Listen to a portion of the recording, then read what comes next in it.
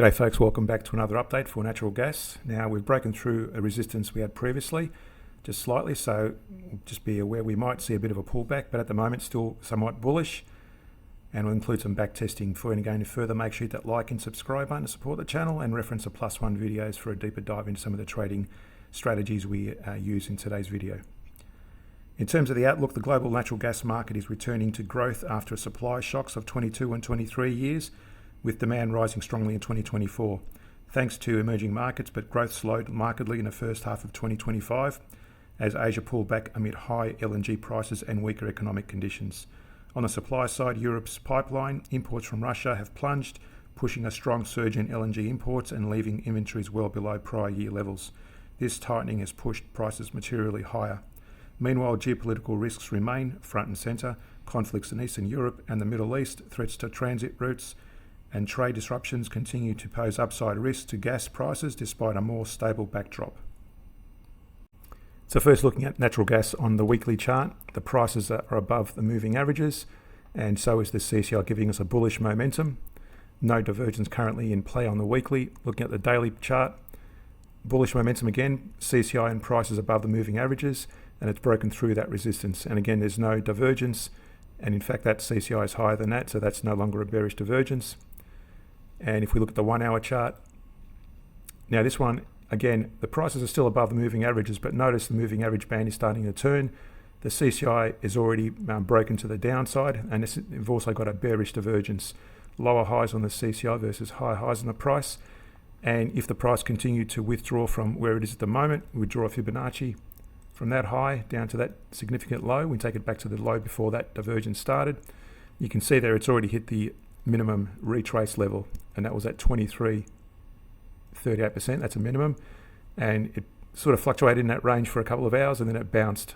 So again, notice the CCI still dropping potentially, so we might see further downside on the price. Now of course the price can still rise, so long as that CCI keeps dropping, we're going to consider that a bearish divergence. Now if we look at the 1 hour chart, let me just get rid of that Fibonacci for a moment. The 1 hour chart with a back test, we've started going long from this period, and that's identified by the daily. If we go to the daily chart, I've just taken it back to this point here, around the 3rd of September, when both the price and the CCI are above the moving averages. You would have started going long on the hourly chart, and this is the daily trend. So we go in the direction of the higher trend, higher time frame, and this is showing the bullish momentum. So again, following the moving average of the price as well as the CCI. Notice here we had a bearish divergence. Let it run until it starts breaking down, which it did there, and you would have closed it out with a very small profit on that one there. Don't trade during that downside. Again, this is going in favor of the daily chart. Don't forget, wait for a further upside. So we take long trades only, so you would have gone long in that little period. Both the CCI and the price were breaking higher, and you would have gained a bit more during that period, and again close it out and avoid trading during those periods. I'm showing you this whole period of this back test is going through the whole period, and it's showing the drawdown, and that's how you avoid the drawdowns in each of these down periods of a retrace. Again, notice here going long, entering a few trades, the profitability increased, and then finally the CCI and the price broke to the downside, and you would have closed it out probably at that point as a first instance, then started going long again during that period there. When the CCI and the price broke up, then again close it out when it starts to break to the downside, and avoid that drawdown with the price and the CCI in decline. Notice here as well we had a bullish divergence. That would have been in your favor if you were going long, and you would have entered long at that point there when the CCI and the price were broken to the upside, and you would have taken that long trade, and you would have closed it out when both the price and the CCI started to turn down again. So for BOAL on the weekly chart, you'll notice the price is below the moving averages, and so is the CCI after being bullish for a number of almost years actually. And we're currently in a bearish momentum on BOAL on the weekly. On the daily, it's got a bit of a bullish divergence here. We've drawn a target range here, 23-38% minimum target range, and that I've taken back to go back from that low to that significant high, and that's at 23-38% range I've identified as a minimum target. Now it hasn't actually, you might have just touched it on that candle there possibly, but we've got a potential further upside, because you'll notice here the CCI is still rising, higher lows versus pretty much a flat bottom there across maybe 3, maybe even 4 touches off that support line. But at the moment, the daily is broken above the moving average line, and so is the CCI, and so is the price. But notice the moving average band is very narrow, and that's a consolidation indication. So I'd like to see the moving averages widen like they did back here to go either long or short. But at the moment, cautiously long on the daily. If we look at the 1 hour chart, what we're trying to identify is any divergence. Both the price and the CCI are bullish at the moment, so that's a positive. So bullish momentum on the daily and the hourly, which means you take long trades. Now, so I've got the back test here on a 1 hour period going short, and this period here starts, if we go back to the daily for a moment, I've got it starting from that period when the price broke below the moving average. You could have started it back there as well. Both the price and the CCI below the moving averages, and the CCI is declining. Now you've had a couple of breaks to the upside. So let's see how it behaved on the going short positions. These are the short positions on the 1 hour chart, going short from that period. You can see there, again, taking short trades only when the price and the moving average of the CCI are in a downtrend, and closing it out whenever they break above the moving average, when the price breaks above the moving averages, and also the CCI starts moving to the upside as well.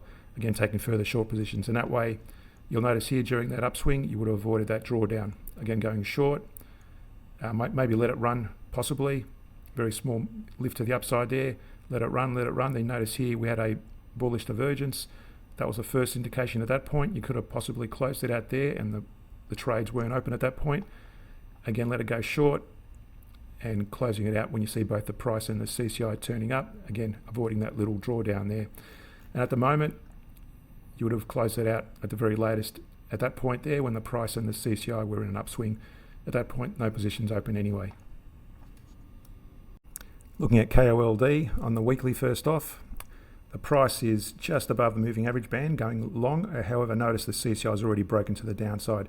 So neutral positioning on the weekly, avoid long or short positions if you're trading according to the weekly. On the daily, that's already broken below the moving averages, so short positions only to be taken, and I've marked an indication there with an arrow to the downside. That was where you would have entered going short during that little period on the 1 hour time period. Again, going in the direction of the higher time frame here on the daily. And on the 1 hour period, here again, short positions only to be taken according to the daily trend. So, and there's no divergence on the daily or the 1 hour period. And if we go to the back test, going short from that period, you would have taken a little trade there and closing it out there. Nice little return. Avoid going short during that upside and avoid taking long trades. Again, always go in the direction of the daily. That was a false break to the downside because of that very narrow moving average range, and then eventually the price did break below, and you would have entered another position there. Both the price and the CCI are in a decline, so short positions at the moment. So for UNG on the weekly, we've got price below the moving averages, and the CCI is also in a decline, just touching that moving average band. So cautiously bearish at the moment. Now we do have a bullish divergence here, very flat period you can see there, going back to the around about March, or this year, March in 2024 actually, a long-term bullish divergence versus a declining price lows. So that's a bullish divergence, and we may see a bounce from there possibly. So again, very long-term play on that one. On the daily, the price is already broken above the moving average, and so is the CCI. But again, notice this very flat, constricted moving average band in terms of consolidation. The price, I'd like to see I want to see the bands widen like they did during this period of that downtrend. The CCI slightly widened, but again, I'd like to see the price band widen as well to the upside if you're going to take long trades. So bullish on the daily, and on the hourly also bullish. Notice you got the price and the CCI above the moving average band, and there's no divergence that I can see. The last divergence we had was back here, and that's already broken through the minimum target range. So on the back test, we look at long positions. So the back test on the 1 hour period, again, going long from that period on the hourly, and that's based on the daily trend. So let's go back to the daily for a moment. That's this little period here when both the price and the CCI broke above the moving average band. And what that looks like on the 1 hour period, you would have taken a long entry there, closing it out when both the moving average of the price and the CCI started turning down. That was a false break. And then going long again at that point there, and you have a small return on it as well. For some added benefits, why not subscribe to the Patreon page? These are some of the trades we've taken in the last 30 odd days. and overall it's returned about 3,619 in Aussie dollars with small trades made, and in percentage terms that's 9.67% in about 30 days, so not a bad little return for about a month's worth of trading. So again, reference the Patreon page, links in the description below.